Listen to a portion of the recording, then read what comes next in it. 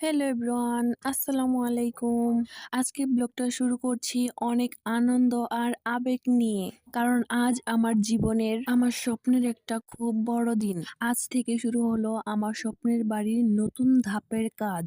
অনেক দিনের আশা, অনেক রাতের দোয়া, অনেক কষ্টের ফল আজ চোখের সামনে আস্তে আস্তে বাস্তব হচ্ছে। আজ প্রথম ইট গাঁথা শুরু হলো। একটা একটা ইট হাতে নিয়ে যখন মিস্ত্রি দেওয়ালে বসাচ্ছে তখন মনে হচ্ছিল এই একটা ইট না, এটা আমার স্বপ্নের প্রথম ধাপ। একটা ইটের ওপর আরেকটা ইট ধীরে ধীরে দেওয়াল উঠছে আর আমার চোখের সামনে ভেসে উঠছে ভবিষ্যতের সেই বাড়ি যেখানে থাকবে শান্তি, ভালোবাসা আর পরিবারের হাসি। ইটের শব্দ, সিমেন্টের গন্ধ আর কাজের ব্যস্ততা, সবকিছু মিলিয়ে আজকের দিনটা আমার কাছে সবচেয়ে বিশেষ। আজ সত্যি মনটা ভরে গেল। অনেক অনেক ভালো লাগা কাজ করছে মনের ভিতরটা। কারণ আমি একা হাতে এই শুরু থেকে এই পর্যন্ত আমি আমার বাড়ি, সংসার সমস্ত কাজ একা হাতে সামলে এসছি। আমাকে হেল্প করার মতো আমার পাশে কেউ ছিল না। আজ পর্যন্তও কেউ নেই। একটা সংসারের দায়িত্ব, একটা বাড়ি করার কাজ নিজের মাথার উপর একা সামলেছি। কেউ আমাকে একটা বুদ্ধি পরামর্শ দিয়েও সাহায্য করেনি।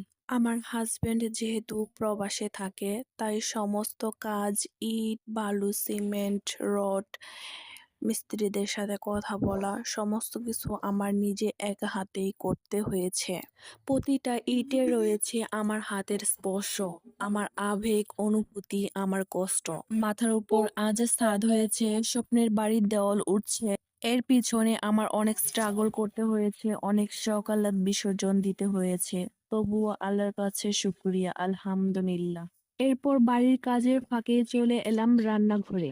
আজ রান্না করলাম লাউয়ের চুচা ভাজি, একদম ঘরোয়া স্টাইলে হালকা মশলা দিয়ে। প্রথমে ভালো করে লাউ ও চুচা কেটে ধুয়ে নিয়েছি, তারপরে তেল দিয়ে পেঁয়াজ মরিচ ভেজে তারপর লাউ চুচা দিয়ে নিয়েছি। লাউ চুচা ভাজছি আর হালকা লবণ আর হলুদ দিয়েছি। কোনো ঝামেলা না, একদম সিম্পল রান্না, কিন্তু বিশ্বাস করো বন্ধু, স্বাদটা ছিল দারুণ।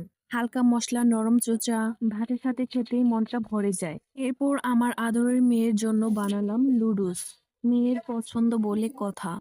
আমি পরিমাণ মতো লুডুস নিয়েছি আর একটু বেশি করে পানি দিব, কারণ আমি স্যুপ লুডুস রান্না করব। আমার মেয়ে স্যুপ লুডুস খেতে দারুণ পছন্দ করে, কিন্তু আজ আমি একটু নতুন ভাবে রান্না করব। আজকে লুডুসের ভিতরে আমি একটু ডিম অ্যাড করব। এর আগে আমার মেয়েকে ডিম অ্যাড করে খাওয়াইনি। চলুন রান্না করি, ডিম অ্যাড করি নতুন ভাবে। আজকে রান্না করলে আমার মেয়ে খায় কিনা দেখা যাক। তো একটা ডিম নিয়েছি, ডিমটা এখন ভালো করে ফেটিয়ে নিব, তারপর লুডুসের ভিতরে দিয়ে দিব। আসলে এক এক বাচ্চার চাহিদা এক এক রকম। আমার বাচ্চাটা লুডুসের ভিতরে ডিম দিলে ও খেতে চায় না, এমনি স্যুপ লুডুস রান্না করলে খেতে চায়। এখন মেয়েকে খাওয়াতে বসে দেখি ও খেতেই চাচ্ছে না। আসলে ডিমের স্মেল পেয়েছে তাই খেতে যাচ্ছে না। মুখ এদিক ঘোরাচ্ছে ওদিক ঘোরাচ্ছে, এক এক বাহানা। খাওয়ার মুখে দিতেই পারতেছি না। একটু আদর, একটু গল্প, একটু অনুরোধ করে শেষমেশ 2-1 বার মুখে দিলাম। ও খাচ্ছে না তাই আর বেশি জোর করে খাওয়ালাম না। এরপর বিকালের দিকে উঠলাম ছাদে। আজ আমার আরেকটা স্বপ্নের কাজ। আজকে ছাদটা পরিষ্কার করে শুরছি, অনেক ভালো লাগতাছে। তো আজকে কি করি দেখতে হলে পুরো ভিডিওটি না টেনে দেখতে থাকুন।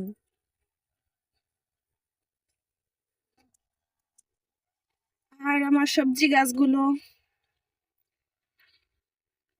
মাশাআল্লাহ, টমেটো গাছটা ভালোই বড় হচ্ছে, খুব শীঘ্রই টমেটো ধরবে। মরিচ গাছের কি সুন্দর ফুল, মরিচ গাছে অনেক জোয়ার এসেছে আর ছোট ছোট মরিচ ধরতেছে।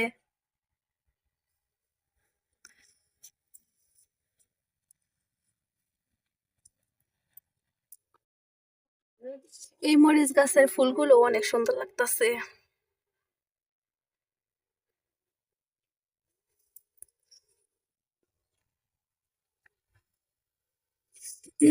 আজকে আমি নতুন একটা জিনিস লাগাবো ছাদে। এখানে কতগুলো পেঁয়াজ, রসুন আর আলু নিয়েছি। এগুলো চারা হওয়ার জন্য উপযুক্ত হয়েছে। আজ আমি ছাদে এইগুলো লাগাবো এই বেডে। যেকোনো গাছ লাগাতে আমার খুবই ভালো লাগে। ফসল আবাদি করতেও আমার অনেক ভালো লাগে। আমার স্বপ্ন আমি একজন আদর্শ ছাদ বাগানি হব। যেই কথা সেই কাজ শুরু করে দিলাম। পেঁয়াজ, রসুন আর আলুগুলো লাগানো। মাটি হাতে নিয়ে এগুলো লাগানোর সময় মনে হচ্ছিল এই ছাদটাই একদিন আমার ছোট সবজি বাগান হবে। আমার স্বপ্ন আমি একজন ছাদ বাগানি হব। এই ছাদে ফলবে শাকসবজি, ফল, ফুল, নিজের হাতে লাগানো, চোখের সামনে বড় হতে দেখা। শখের গাছে যখন সবজি, ফল, ফুল উঠাবো এই ভেবেই অনেক আনন্দ লাগছে, মনটাই ভরে যায়। জানি না এগুলো হবে কিনা, তবুও শখ করে লাগলাম। যখন ফলবে তখন আপনাদেরকে দেখাবো ইনশাল্লাহ। আমি এগুলো আগে থেকে মাটি প্রস্তুত করে রেখেছিলাম, জৈব সার আর মাটি ভালো করে মিক্স করে রেখেছিলাম। সন্ধ্যার দিকে আবার কিছু বুনে দিলাম পেঁপের বীজ। ছোট ছোট বীজ, তার ভেতরে লুকিয়ে আছে বড় স্বপ্ন। একদিন এই বীজ থেকেই হবে সবুজ গাছ, আর তাতে ঝুলবে পাকা পেঁপে। ভেবেই মনটা ভরে যায়। এখন সন্ধ্যার আজান দিচ্ছে।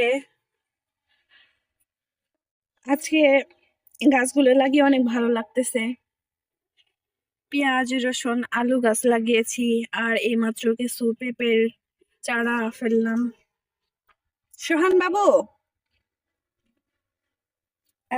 এক নম্বর হাদিস শরীফ পড়ে শোনাও তো। حديث صريح قال النبي صلى الله عليه وسلم أخلص دينك يكفيك العمل بالحديث শরীফের অর্থ হযরত নবী করিম সাল্লাল্লাহু আলাইহি ওয়াসাল্লাম ফরমায়াছেন তোমার রিমানকে খাঁটি করো, অল্প আমল নাজাতের জন্য যথেষ্ট হইবে। মাশাআল্লাহ, গুড বয়, গুড বয়। আইসা পড়ো, এখন আইসা পড়ো, সন্ধ্যার আজান দিছে। সন্ধ্যা হয়ে যাচ্ছে, এখন চলে যাচ্ছি। তারপর সিঁড়ি দিয়ে নামলাম। ধাপে ধাপে নামতে নামতে এক অদ্ভুত ভালো লাগা কাজ করে। সিঁড়ির প্রতিটা ধাপ যেন দিনের ক্লান্তি ধুয়ে দেয়। নামার সময় হালকা বাতাস, চারপাশের নীরবতা, মনটা একদম শান্ত। সন্ধ্যায় বাড়িতে অপেক্ষা করেছিল আরেকটা মজা। আমার শাশুড়ি মা বানাচ্ছিল দারুণ স্বাদের পিঠা। আমার শাশুড়ি মায়ের হাতে এই পিঠাটা দারুণ মজা হয়। এই পিঠাটা বানানো হচ্ছে সামান্য কিছু উপকরণ দিয়ে। হালকা একটু লবণ, পেঁয়াজ কুচি, মরিচ কুচি আর একটু ধনিয়া পাতা আর পরিমাণ মতো পানি দিয়ে ময়দা গুলিয়ে নিচ্ছে। ঘর ভরে গেল ঘ্রাণে। গরম গরম পিঠা, নরম আর ভেতরে সুন্দর ঘ্রাণের স্বাদ। খেতে এতটাই মজা যে মনে হচ্ছিল শীতের সন্ধ্যা মানেই এই সুখ। এই ছিল বন্ধুরা আজকের পুরো দিন। স্বপ্নের বাড়ি শুরু, ঘরোয়া রান্না, মেয়ের দুষ্টুমি, ছাদ বাগানের স্বপ্ন আর পরিবারের ভালোবাসা। এই নিয়ে আজকের ব্লগ এখানেই শেষ করছি। ভালো লাগলে অবশ্যই লাইক দেবেন। নতুন হলে চ্যানেলটা সাবস্ক্রাইব করবে। পাশে থাকবে সবসময়। আল্লাহ হাফেজ।